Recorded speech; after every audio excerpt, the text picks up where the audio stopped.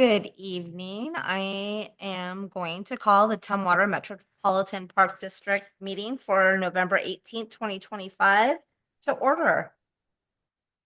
Can you do a roll call? Sure. Councilmember Leetta Dahlhoff. She's excused. Councilmember Angela Jefferson. Present. Councilmember Joan Cathy. Present. Councilmember Eileen Swarthout. Present.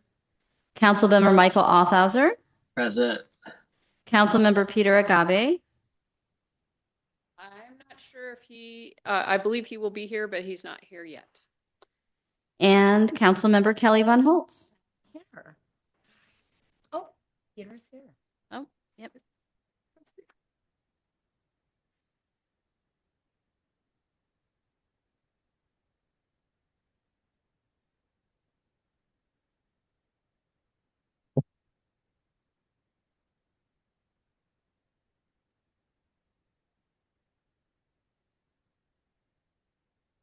Okay, next on the agenda is the approval of minutes from our meeting last year on November 19th, 2024. Is there a motion to approve? So moved. Second. Moved by Councilmember Swarthout, seconded by Councilmember Agabe. Can I get a vote to approve? Aye. Aye. Aye. Aye. All in favor said aye, and everybody said aye, so the minutes are approved. Next is the selection of officers of the board. Thank you, Councilmember. Welcome, everyone. The Metropolitan Parks District Board of Directors annually elects their 3 officers. By ordinance, the the treasurer is actually fulfilled by the finance director. And so annually, the board of directors elects the president and the vice president. So I'm here just to assist with the selection of the president of the board. And then once that person is selected by the board, I will hand it over to that person to complete. So with that, if there are any nominations for president of the board of directors of the Metropolitan Parks District, I would entertain that. And there is no second necessary for those nominations. I would like to nominate Councilmember Joan Cathy for president. Okay. Are there any other nominations for president? Hearing none, then I would call for the vote for Joan Cathy to serve as the president of the Tumwater Metropolitan Parks District Board of Directors. All those in favor? Aye. Aye. Any opposed? There you are. Madam President, I will hand it over to you in Zoomland to continue the agenda. The current Madam President made quick work of that, didn't she? That was good. I would like to entertain, open the floor for the nomination for vice president of the Metropolitan Parks Board. I would like to nominate Councilmember Von Holtz. Is there anyone, Is any other there- nominations? Is there a second? No second. You're going to second it? And they said there's no Councilmember second. Agabe, are you seconding her? Yes. Okay. But I was still no second, so. I first asked were there any other nominations? Were there? We kind of skipped over that. Being no other nominations, there is Councilmember Van Holtz, and has already been seconded or firsted. All those in favor? Aye. Aye. Aye. Aye. Okay, Kelly, we're in it together. Okay. All right.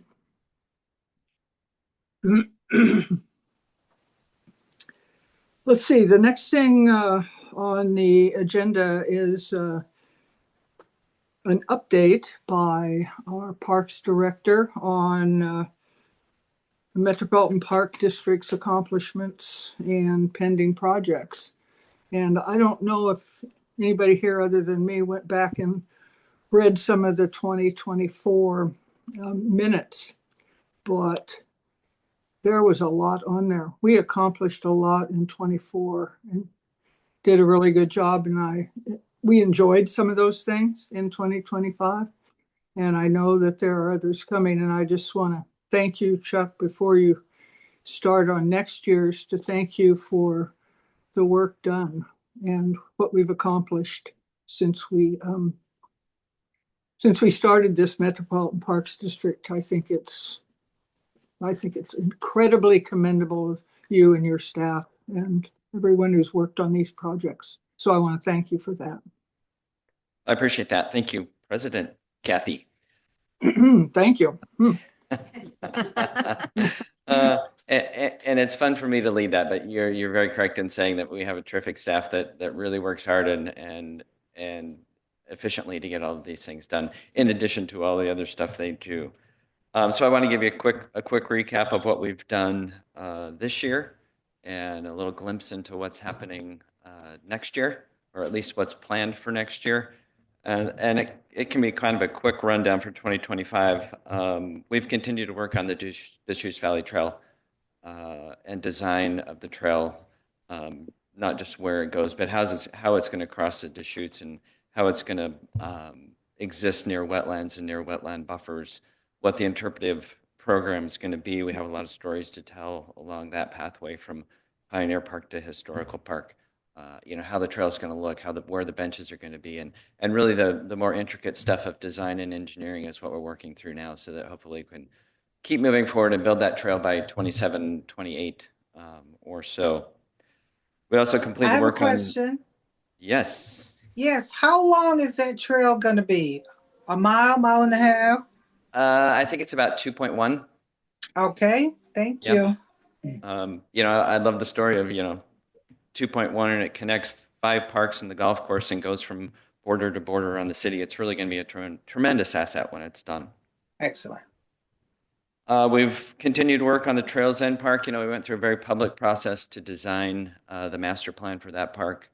And we're currently working with SCJ architects to do the construction documents. And that's really refining the plan into a point where we can put it to bid and build that hopefully at the end of next year into 2027. You're well aware we're working on community center design. That's Metropolitan Park District funded, working with Barker Reeker CCAT and the community to not only design a building that meets community needs, but also figure out where it's going to go. And that's a conversation we'll be having in the next few months. Our community garden program continues to evolve. We still have just one true community garden, and that's at the Methodist Church over on Lake Park Drive. We worked with them this last year to expand their garden to include 26 new fruit trees. So they're not only growing vegetables, they're now growing fruits, and hopefully in the next couple of years, those trees will begin to produce a product that they can hand out to the community and to the food bank. So that's been very successful. You're aware that we lost funding, or the school district ended their funding for the Fresh Farm program that we've had at Isabella Bush Park for many years. In their need to cut their budget early in 2025, that was one of the programs that was cut. We made efforts working with a variety of groups to get someone out there to continue to do what the youth in Tumwater had done for years and bring in the crops that had been planted early in the spring. We were successful in contracting with Grub to have students continue out there, students from both Tumwater and Olympia, and work at the farm. However, all of the equipment and some of the supplies that were at the Fresh Farm were owned by the Tumwater School District, and those went back to the school district when they left. So we used about $2,000 of Park District funds in the community garden program to buy new tools and a new storage container to lock those tools in so that we could have Grub out there from June through September of this year. Side note there, I'm currently working with the Olympia Kiwanis to try to get another group to fill in now that Grub is done at the farm. So negotiations underway. We'll see if we can, we really want to keep that going there. We'll see if we can make that work. Chuck. Does that seem positive, Chuck? So far, yeah, the Olympia Kiwanis produced 40,000 pounds of Yeah. food for the food bank last year, and they're on record to beat that this next year. So it's a big program. They have the capacity. If they have the capacity to do it, I think it will work out well. Yeah. They have some good farmers in that group. They do. I'm just wondering about the equipment that the school district took back. Like, was that farm, like or to harvest? It was things like tools like shovels, rakes, hose, loppers, that kind of stuff. But they don't have the program anymore. No. Okay. So I just wanted to so be sure that I was clear. yeah, so we purchased that. So the city owns those things now, and we have them stored and locked at the site. So the next group that comes in can just get right to work. Perfect. Chuck, can I ask you one other question? Is Grub going to participate in it at all? Would they participate with the Kiwanis or not?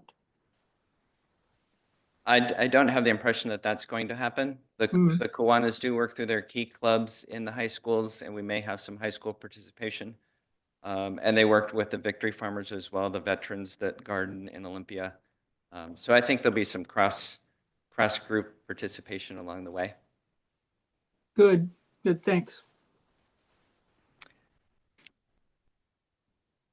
Let's see, ongoing expenses, which happen every year. The Park District is currently funding 2 parks maintenance staff positions and 1 recreation staff position. And it also pays for part of an engineering position in the transportation department when we're doing things like engineering design for the Trails End area neighborhood park. We actually pay for the time that the engineer in transportation and engineering puts into our project. So rather than going out and hiring an engineering consulting firm, we're using existing staff, and part of their pay comes from the Park District when they're working on Park District projects. So more efficient, and they certainly know the city system better than an outside agency works. So that works out best for both of us. Other projects, we've replaced 4 park entrance signs, and this is in the area of deferred maintenance.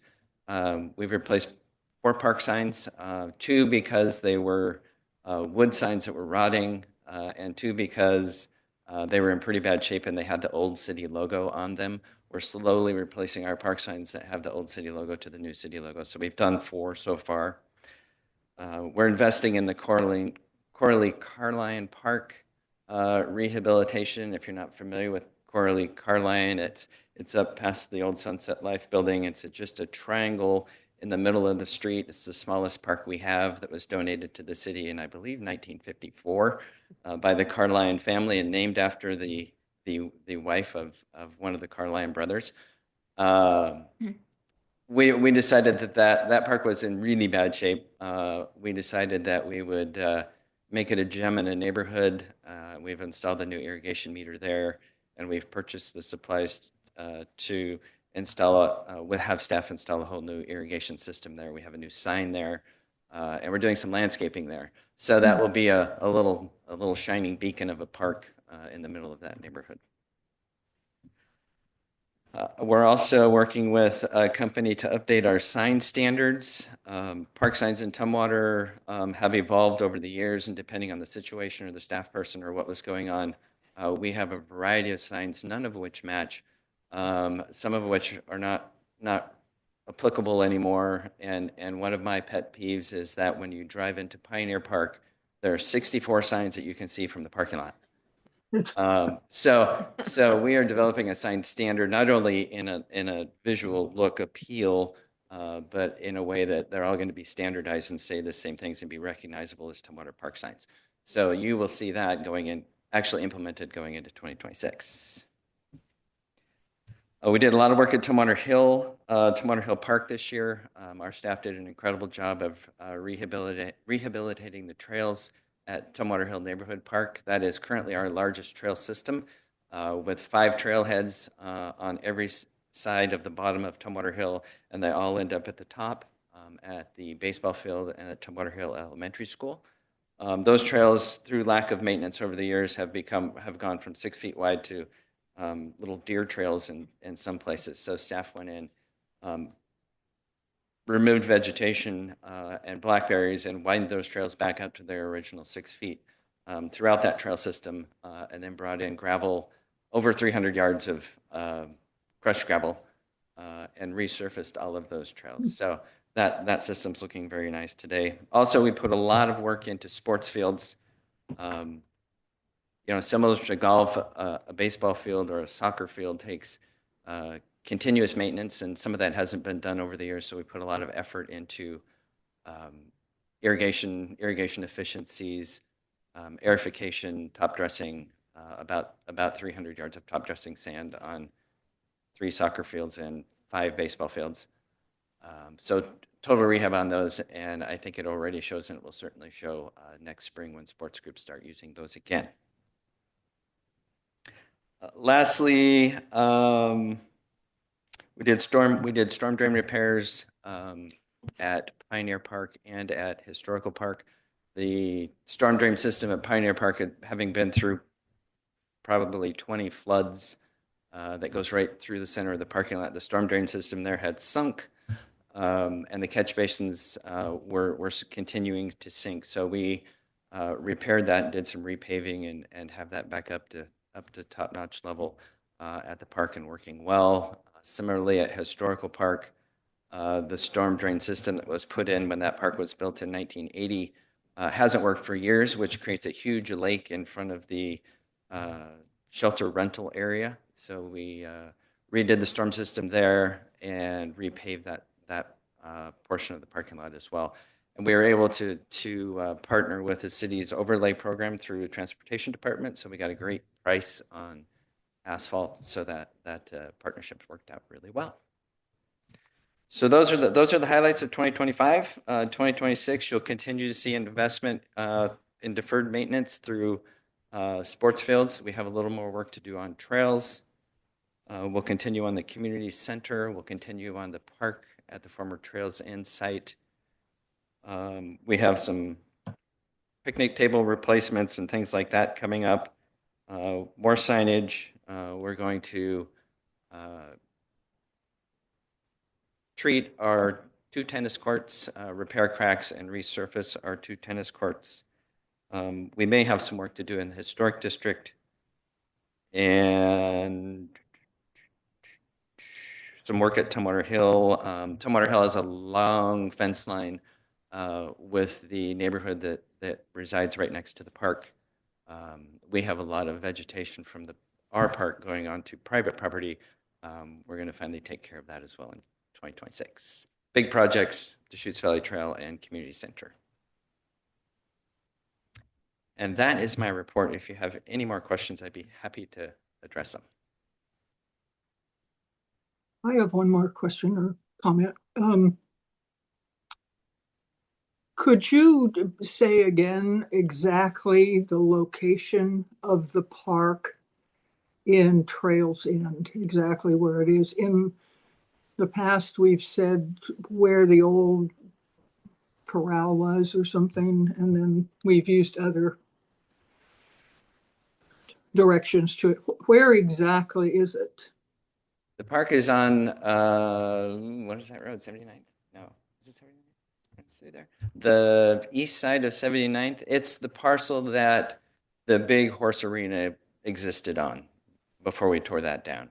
So, and that's east of, what did you say? 79th. Is it Trails End Drive? Mm-hmm. So if you go down 79th, you turn on Trails End Drive.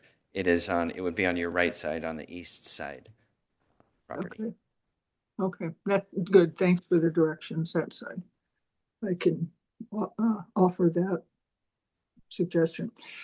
In last year's conversation, I believe I also brought that up, but we were talking about planting and replanting and getting kind of I don't know if there's a way you do that, you kind of do it in a rotating or series kind of way, but of making sure our parks had more bushes or trees or understory or whatever that are pollinators or that are native?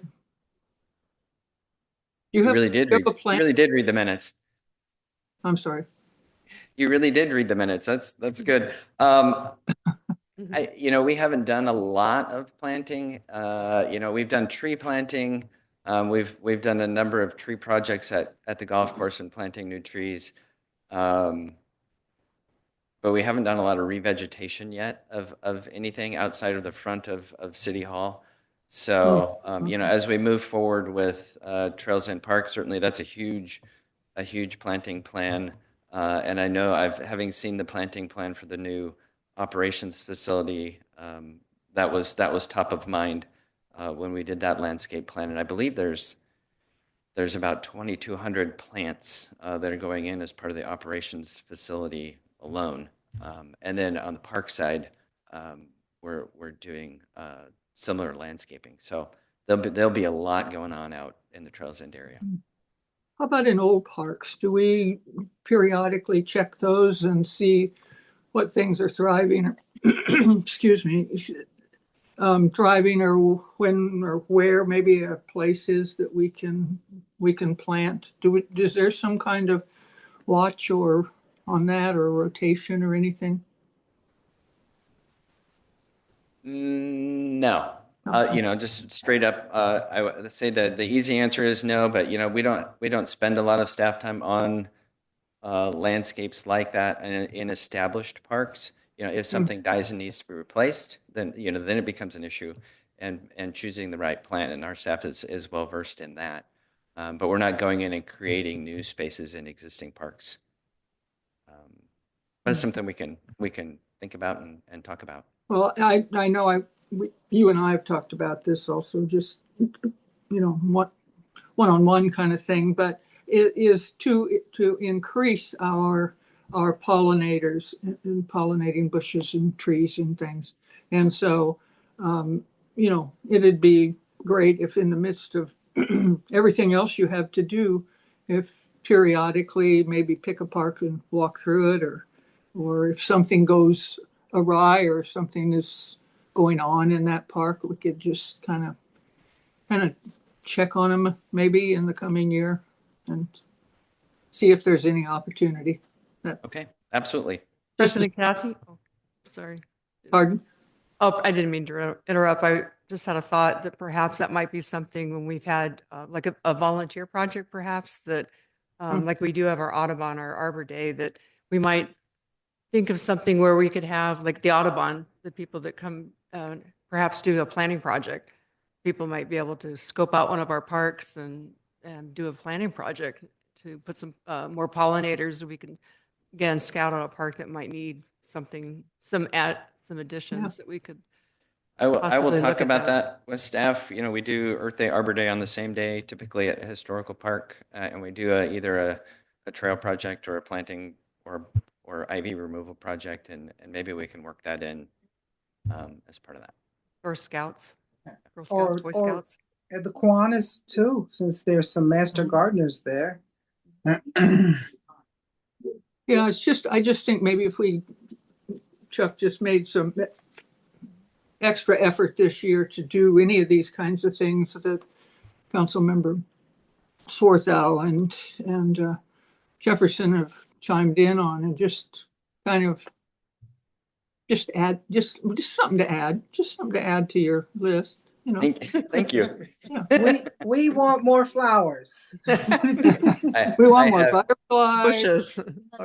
Bees. or butterflies and bees and all that kind of stuff. Okay.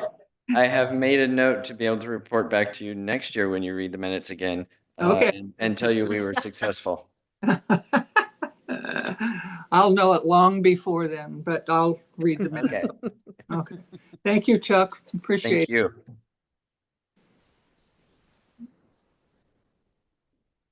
Thanks, Chuck. Great update. You're working hard. it. Yeah. Good things.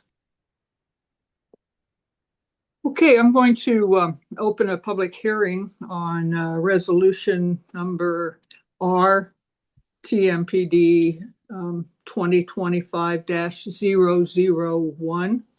And it is the ad valorem for the regular property taxes for the fiscal year. And who is helping us tonight with this? That's me, Troy Niemeyer, your finance director. I And- see you, but you're very small on my. Thank you. Before we do the actual public hearing, we'll do a brief presentation. Thank you. Give you a chance to ask some questions. Then you can open the public hearing, and after the public hearing is closed, we'll ask you to take action.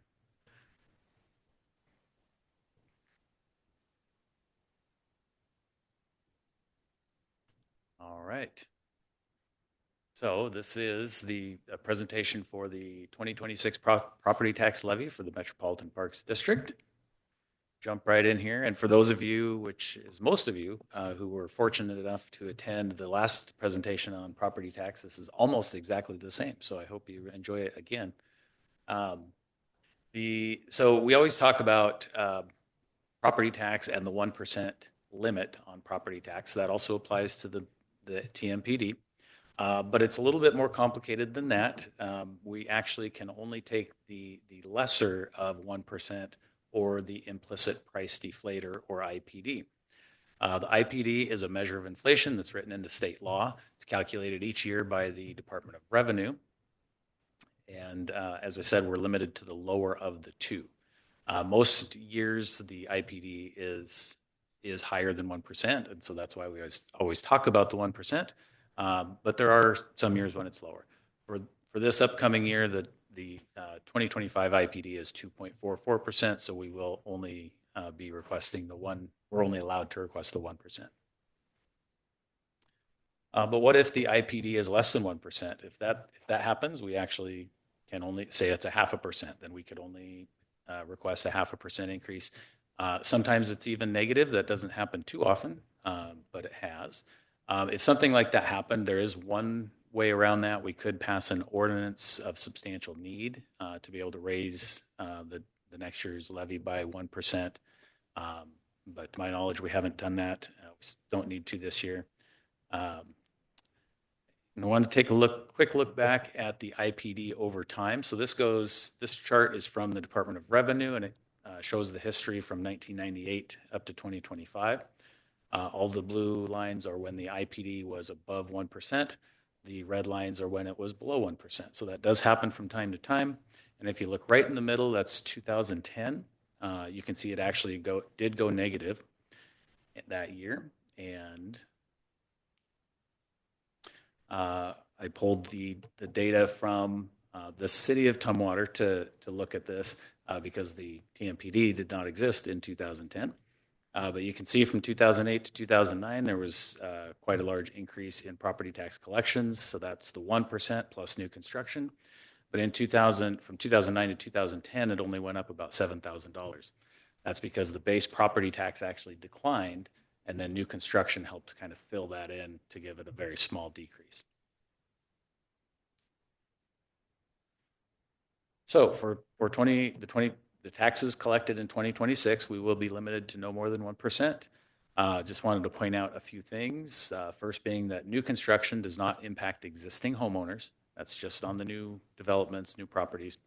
And we get a lot of questions about from our constituents about the 1%, and they might look at their own property tax bill and say, well, mine went up 5%, but you said you only increase at 1%. And so there's a number of things that can cause that.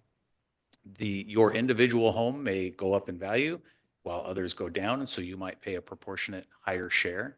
But also other local governments, especially school districts and fire districts, sometimes do levy lid lifts, or they have additional levies that can raise your individual property tax more than 1%. And I'll give a quick example of those. This is from the county's levy book. So we have the TMPD at the bottom, and you can see it's just basically one levy line item. Same with Bucota and the Timberland Regional Library.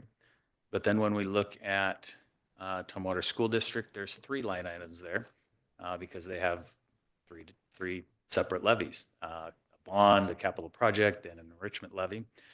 So at times these expire, they get renewed, or something could get added. Or like I said, a fire district might do a levy lid lift that might, if you're part of a fire district, that could increase your property tax bill. So this is also from the county's levy book. This is where your tax dollars, your property tax dollars go.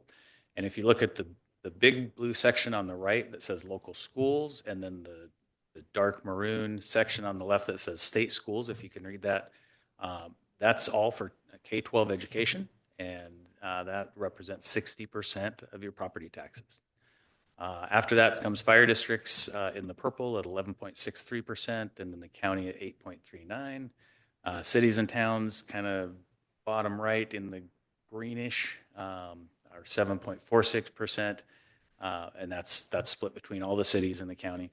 And then for the TMPD in particular, if you look at that tiny orangish reddish slice at the top, kind of at the 12 o'clock section of that graph, it says park districts, 1.46%. I believe there's only 2 in Thurston County, so that would be ours and Olympia's. Okay, so on top of the 1%, we do also get credit for new construction. So for the TMPD, that works out, the value of new construction is the same for the city as it is for the TMPD at about $86 million. We divide that by 1,000, multiply that by last year's levy rate, and yes, they do use all of those decimals. And then and that works out to $42,809 additional revenue.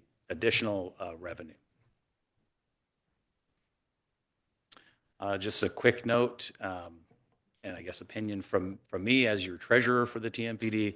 I do think it's important to take the 1% when we can. Inflation for September was 3%, so at the 1% level, we're already losing 2% to inflation. And if we don't take the 1%, then we're losing 3% to inflation in essence. So that kind of compounds over time and puts us in a worse financial position. And here is where I will pause for any questions that you may have.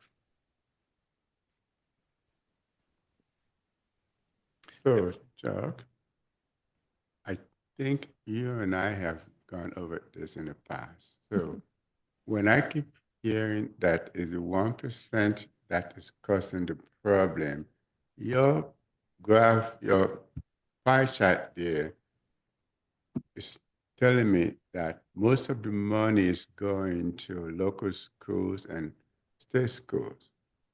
So if I were going to be distributing that money, if I have the power to distribute this money, that's where my focus would be, instead of having the taxpayer or telling the taxpayer that because we have that 1% cap, that's where we don't have enough money.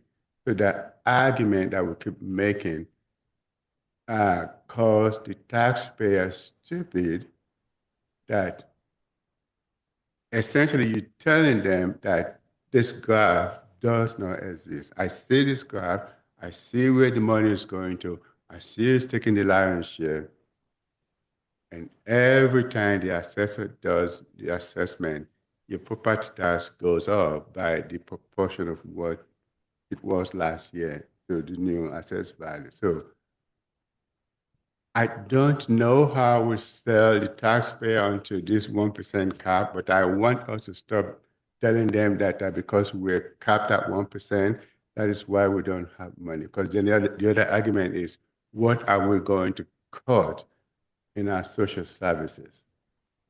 So if that argument is presented that way, it's more, to me, it's more amenable to saying, hey, look, maybe we should pay more, but if you keep saying we're capped at this amount, that's why we don't have money, that is disingenuous. That's my commentary. Thank you. Now, I'm confused. Troy, that 1% versus 3% it was 3% in the past, right? And now that law was passed where it was said, okay, no more than 1% can my property taxes go up instead of 3%, correct? It used to actually be cities, well, local cities in particular, but local governments had the option of raising anywhere from 0 to 6% at that time. All right, and then there were some 3%, 4%, 5%. So that was the taxes that we were using to pay, to run our cities. Was that 3%, whatever it was in Tumwater. So now that it's 1%, we're not generating enough revenue. Am I on track here? Yes.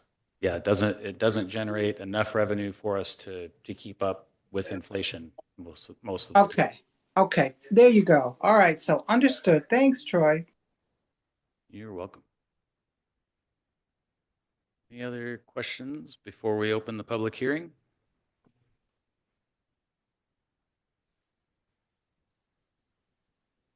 Okay, hearing none, if Madam President, if you would like to open the public hearing. Thank you. Thank you.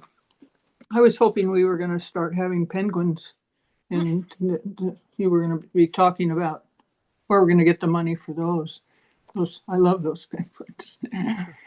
I would like to open the public hearing on the resolution number R TMPD 2025-001, the regular property taxes for fiscal 2026.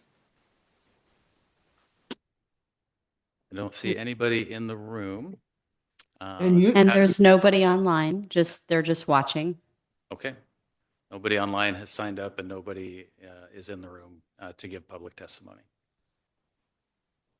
So I will close the public hearing. Right. And move to action on this. You have any other comments, Troy? I do not. We will put the recommended action on the screen for you. Okay. Makes it easier.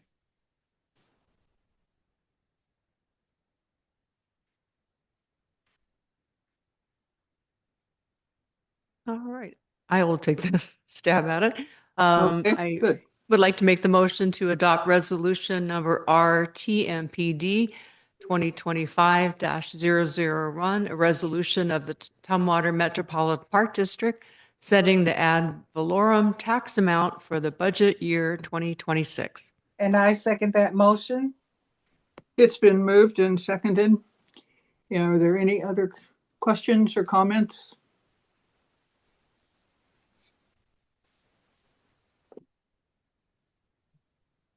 If not, we will vote. All those in favor of this resolutions? Say aye. Aye. Aye. No, nay. The resolution passes unanimously. Thank you, everyone. Thank you, Troy. I loved your charts.